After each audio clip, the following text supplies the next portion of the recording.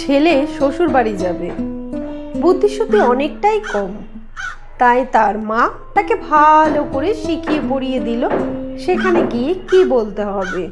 মা তখন ছেলেকে বলতে লাগলো, শোন বাবা, তোর শ্বশুরের তো খুব অসুখ, তাই তুই আগে তাকে গিয়ে জিজ্ঞাসা করবি তিনি কেমন আছেন।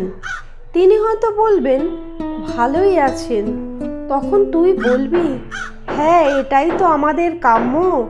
তারপর উনি কি পথ্য করছেন সেইটা তুই জানতে চাইবি।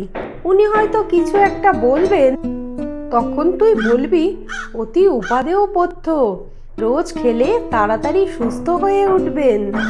তারপরে জিজ্ঞাসা করবি কোন ডাক্তার চিকিৎসা করছেন, ডাক্তারের নাম শুনে বলতে পারবি তো খুব ভালো ডাক্তার, তাড়াতাড়ি সুস্থ হয়ে যাবেন। আর সব সময় হাসি খুশি মুখ করে থাকবি, কেমন? মা ন্যাওটা ছেলে ঘাড় নেড়ে বেরিয়ে পড়ল। শ্বশুরমশাই রোগের জ্বালায় বিছানায় শুয়ে ছটফট করছেন।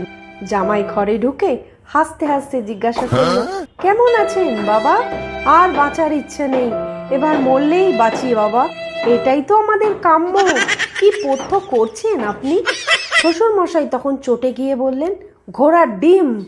জামাই তখন উত্তরে বলল, বাহ বাহ, রোজ খেয়ে যান, খুব তাড়াতাড়ি ভালো হয়ে যাবেন আশা করি, অতি উপাদেয় পথ্য।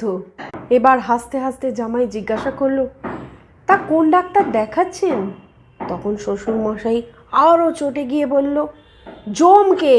বোকা জামাই তখন উত্তরে বলল, বাহ, খুব ভালো, নাম করা ডাক্তার, দেখিয়ে যান, খুব তাড়াতাড়ি সুস্থ হয়ে যাবেন।